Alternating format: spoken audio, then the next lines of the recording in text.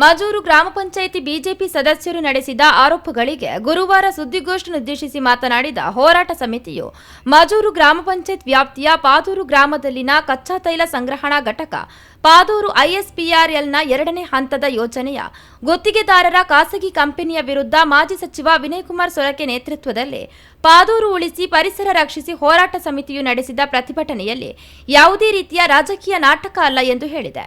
ನಂತರ ಮಾತನಾಡಿದ ಅಧ್ಯಕ್ಷರಾದ ಸದಾನಂದ ಪೂಜಾರಿ ಹಾಗೂ ಕಾರ್ಯದರ್ಶಿ ಶರ್ಫುದ್ದೀನ್ ಶೇಖ್, ಮುಂದೆಯೂ ಕಂಪನಿಯ ವಿರುದ್ಧ ಜನರ ಸಮಸ್ಯೆಗಳಿಗೆ ಸ್ಪಂದಿಸಲು ಸ್ಥಳೀಯರಿಗೆ ಉದ್ಯೋಗ ನೀಡುವಂತೆ ಆಗ್ರಹಿಸಿ ಜನಸಾಮಾನ್ಯರೊಂದಿಗೆ ರಾಜಕೀಯ ರಹಿತ ಹೋರಾಟವನ್ನು ನಡೆಸುವುದಾಗಿ ಹೇಳಿದರು.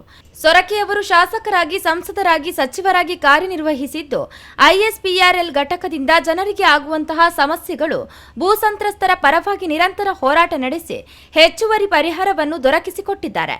ಇದೀಗ ಇಲ್ಲಿ ಆಗುತ್ತಿರುವಂತಹ ಸಮಸ್ಯೆಗಳು ಹಾಗೂ 2ನೇ ಹಂತದ ಯೋಜನೆಯನ್ನ ಸಂಪೂರ್ಣವಾಗಿ ಖಾಸಗಿ ಕಂಪನಿಗೆ ನೀಡಿರುವ ವಿರುದ್ಧ ಸ್ಥಳೀಯರಿಗೆ ಉದ್ಯೋಗ ದೊರಕಿಸಿಕೊಡಲು ಆಗ್ರಹಿಸಿ ನಡೆಸಿದ ಪ್ರತಿಭಟನೆ ಎಂದು ಸ್ಪಷ್ಟಪಡಿಸಿದರು.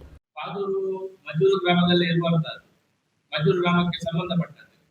ಹಾಗಾಗಿ ನಾವು ಹೋರಾಟ ನಡೆಸಿದ್ರೇನು ತಪ್ಪಿಲ್ಲ. ನಾವು ಬಂದದ್ದು ನಮ್ಮ ಸ್ವಂತ ಬಳಕೆಗೆ ಅಥವಾ ಸ್ವಂತ ಉಪಯೋಗಕ್ಕಲ್ಲ. ನಾವು ಜನರ ಹಿತರಕ್ಷಣೆಗೆ, ಅಲ್ಲಿನ ಉದ್ಯೋಗ, ಸ್ಥಳೀಯರ ಉದ್ಯೋಗ ಅವಕಾಶಕ್ಕೆ ಮತ್ತೆ ಪರಿಹಾರ ಇನ್ನು ಬಾಕಿ ಇದ್ದವರಿಗೆ ಪರಿಹಾರ ಸಿಗಲಿ ಅನ್ನುವಂತಹ ನಿಟ್ಟಿನಲ್ಲಿ ನಾವು ಹೋರಾಟಕ್ಕೆ ಬೆಂಬಲ ನೀಡುವಂತದ್ದು. ಅದಕ್ಕೆ ನಮ್ಮ ಮಾಜಿ ಸಚಿವರು, ನಮ್ಮ ನಾಯಕರಾಗಿರುವಂತಹ ವಿನಯಕುಮಾರ್ ಸೊರಕೆ ಅವರು ಅದಕ್ಕೆ ಬೆಂಬಲವನ್ನು ನೀಡಿ ಪ್ರತಿಭಟನೆಯಲ್ಲಿ ಭಾಗವಹಿಸಿದ್ದಾರೆ. ನಾವು ರಾಜಕೀಯ ಡೊಂಬರಾಟ ಮಾಡಿಲ್ಲ, ಯಾವುದೇ ರೀತಿಯ ಅನಧಿಕೃತ ದಂಧೆಯನ್ನ ಮಾಡಿಲ್ಲ. ನಾವು ನಮ್ಮ ನಾಯಕ ವಿನಯಕುಮಾರ್ ಸೊರಕೆ ಅವರನ್ನ ಕರೆದುಕೊಂಡು ಬಂದು ಆಣೆ ಪ್ರಮಾಣ ಮಾಡುತ್ತೇವೆ. ಶಾಸಕರು ಕೂಡ ಬಂದು ಯಾವುದೇ ಗುತ್ತಿಗೆಯನ್ನ ಪಡೆದುಕೊಂಡಿಲ್ಲ, ಯಾವುದೇ ಅನಧಿಕೃತ ಯಾವುದೇ ಕಾಮಗಾರಿ ಮಾಡಿಲ್ಲ ಎಂದು ಕಾಪು ಮಾರಿಗುಡಿಯಲ್ಲಿ ಪ್ರಮಾಣ ಮಾಡಲಿ ನಾವು ಸಿದ್ಧರಿದ್ದೇವೆ ಎಂದು ಹೋರಾಟಗಾರರಾದ ಸಂತೋಷ್ ಬೈರಂಪಳ್ಳಿ ಅವರು ಸವಾಲು ಹಾಕಿದ್ರು.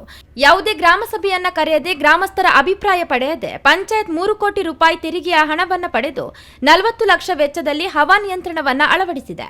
ಆದರೆ ಗ್ರಾಮ ಪಂಚಾಯಿತಿಗೆ ಬಂದಿರುವ ತೆರಿಗೆಯ ಹಣದಲ್ಲಿ ಗ್ರಾಮದ ಅಭಿವೃದ್ಧಿ ಕಾರ್ಯಗಳಿಗೆ ವ್ಯಯಿಸದೇ ಇರುವುದರ ಉದ್ದೇಶ ಏನು ಎಂದು ಸಂತೋಷ್ ಬೈರಂಪಳ್ಳಿ ಅವರು ಪ್ರಶ್ನಿಸಿದರು.